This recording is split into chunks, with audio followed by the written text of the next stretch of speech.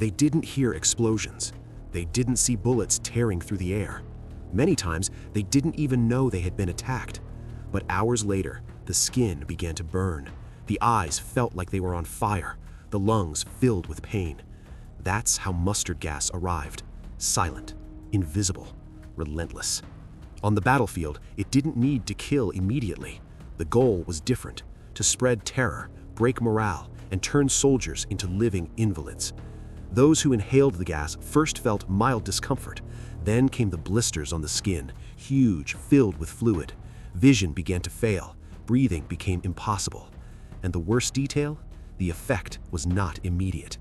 Many soldiers thought they had escaped, but hours later they were blind, burned, and slowly suffocating. Mustard gas didn't choose its targets. It didn't distinguish between soldiers and civilians. It didn't respect trenches, hospitals, or villages. It seeped into everything: clothes, boots, old gas masks. It clung to the ground for days, sometimes weeks. Wherever it touched, death remained. During World War I, the trenches became the perfect stage for this horror. Soldiers lived crammed among mud, rats, and corpses. When mustard gas was released, there was nowhere to run. Improvised masks failed. Humidity intensified the chemical effect, and panic took over. Men screamed for help while tearing off their own clothes, trying to ease the pain. Others went blind forever. Many died days later, drowned by their own burned lungs. Accounts from the time describe hospitals packed with soldiers wrapped in bandages, wounded men who didn't bleed, who burned from the inside. Doctors didn't know how to treat them. Nurses were contaminated just by touching the patients. Mustard gas didn't end its attack when the cloud disappeared. It kept killing slowly, even far from the battlefield. The psychological terror was absolute. Just the warning of a chemical attack was enough to spread panic.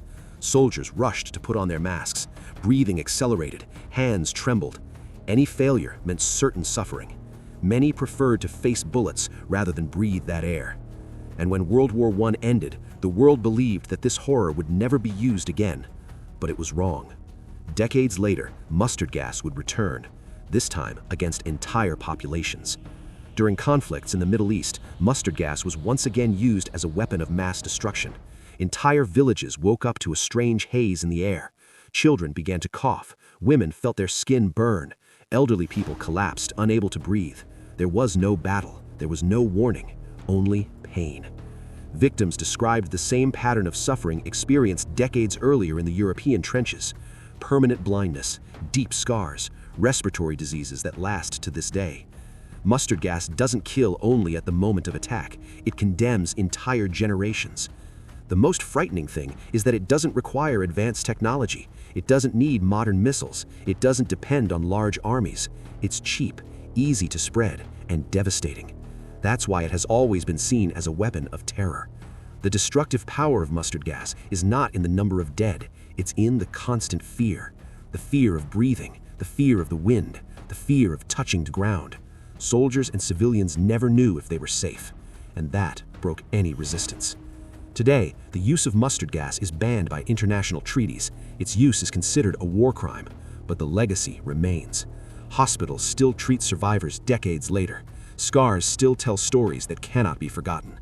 Mustard gas proved that war can kill without firing a single shot, that terror can be invisible, and that some weapons don't just destroy bodies, they destroy humanity. And before you go, I want to know your opinion. What do you think about mustard gas as a weapon of war? Do you believe it was one of the most cruel weapons ever created? Comment below which weapon, war machine, or historical event you want me to cover in the next video. It can be from World War I, World War II, or modern conflicts. Your comment helps the channel grow and decides future content. Subscribe, leave a like, and join the discussion. Here, history isn't softened. It's told as it really was.